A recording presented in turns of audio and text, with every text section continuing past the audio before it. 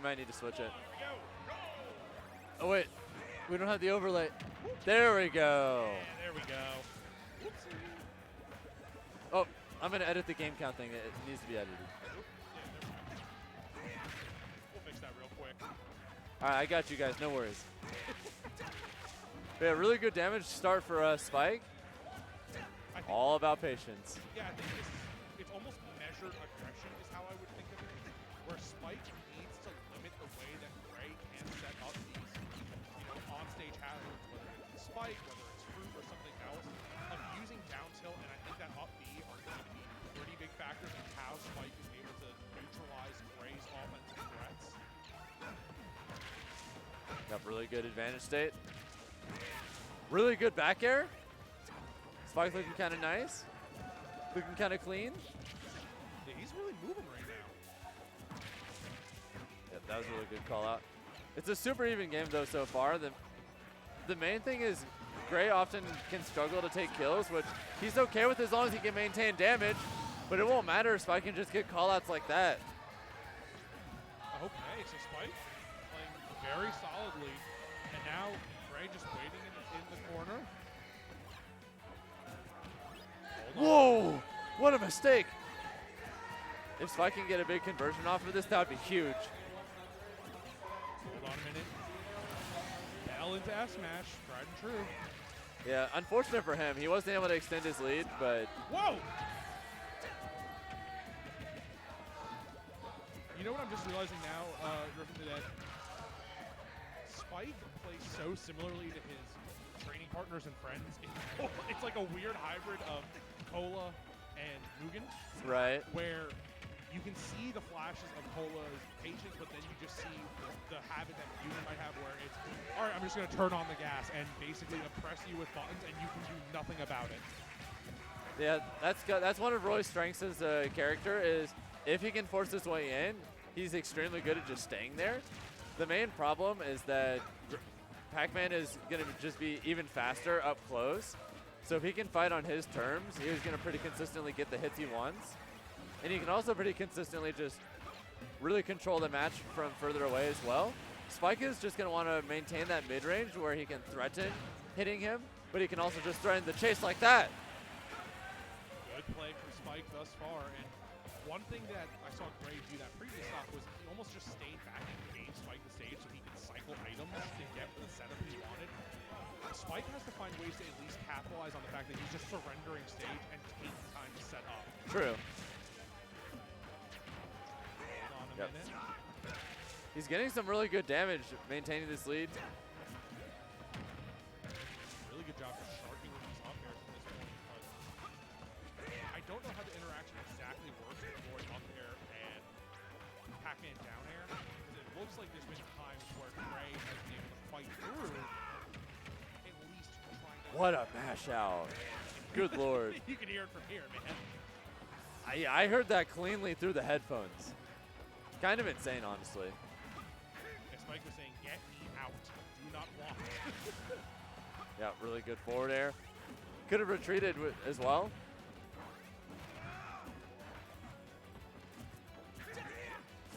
That was so close. I thought he was going to F smash, honestly. I guess he just wasn't confident in the timing. Didn't want to commit. I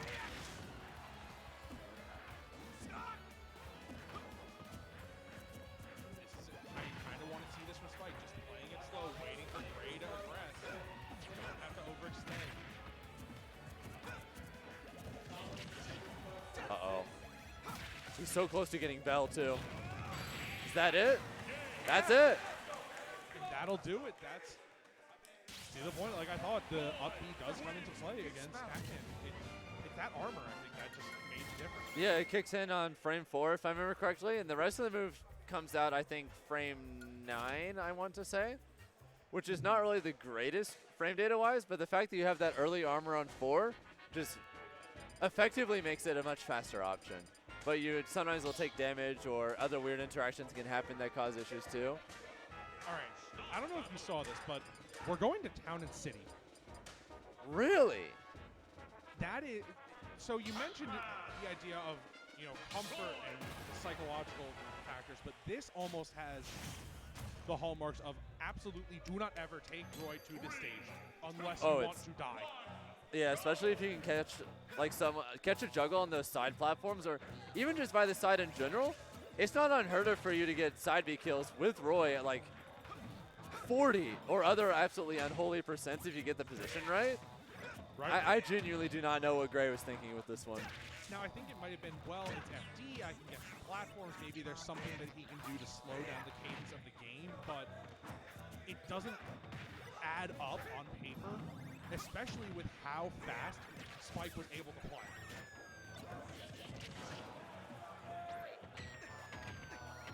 Hold on. Man, that's so much in. Whoa, that was almost an insane read. Great. Really solidly keeping the advantage. Might be making me rethink what I said about the Town and City counterpick. Yeah, I mean, I guess you can get those kills early yourself too, but it's just a lot less likely. Pac-Man doesn't really have the tools to just force that kind of interaction, but sometimes you can just get callouts with the apple and it doesn't matter.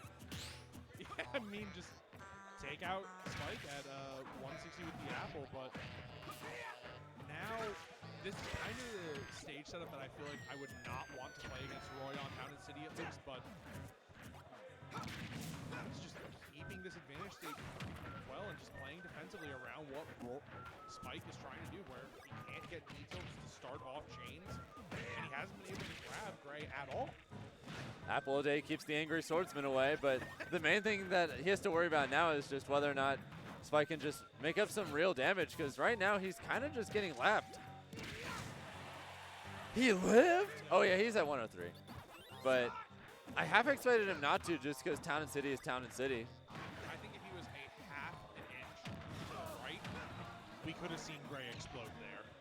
It is a game of inches when you're playing against Roy on Town and City. And yeah, to your point, Spike is just kind of getting lapped by Gray. Yeah, I don't do it. Yeah, I think we're probably going to a game 3. But you can't give up on Spike. Like mentioned earlier, this is an extremely explosive character on an extremely explosive stage in the hands of a player who, when he has momentum, is very scary. Spike is extremely oppressive when he does have, like you said, wind in his sails.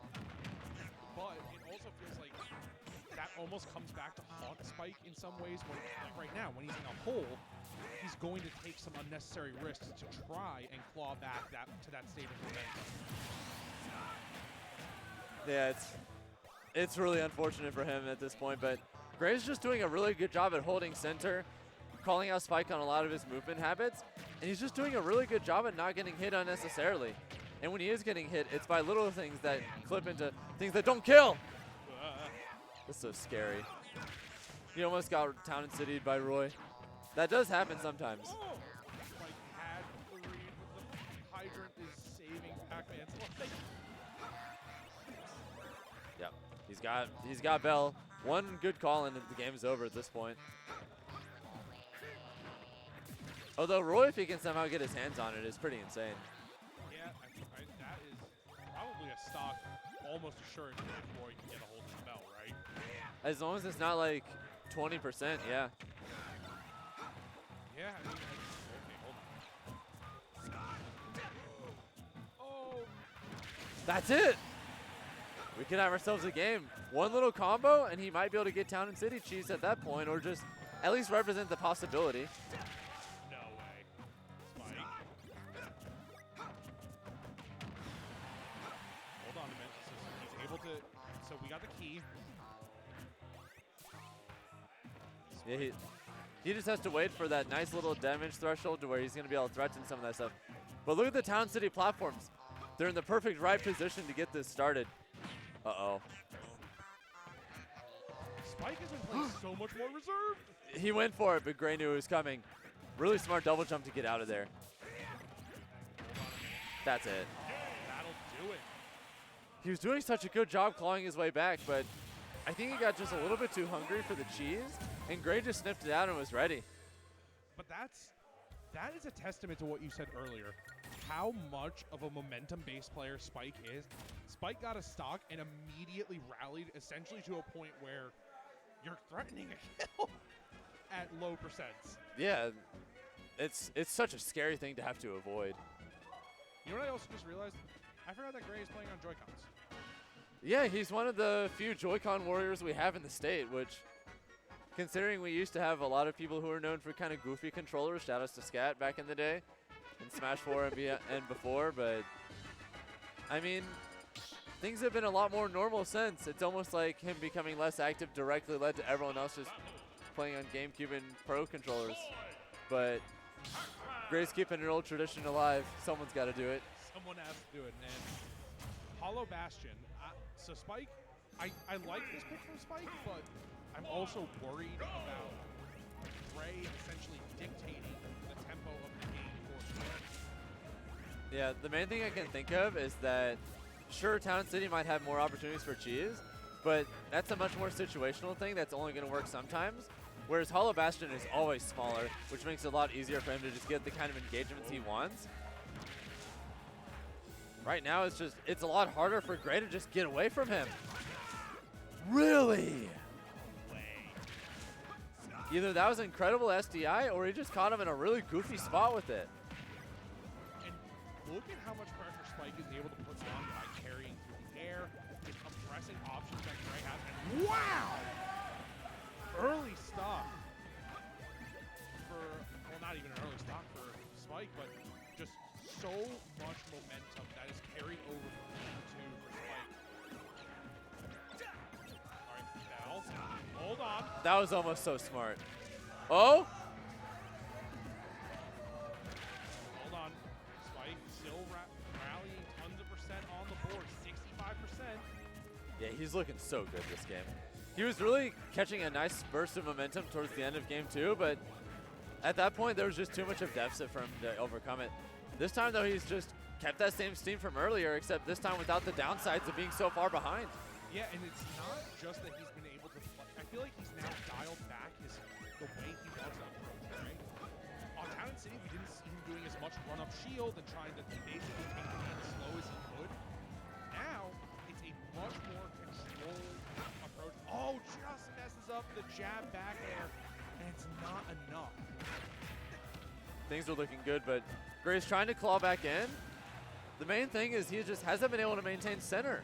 Spike has just been able to control pretty much the terms of all engagements. It hasn't mattered.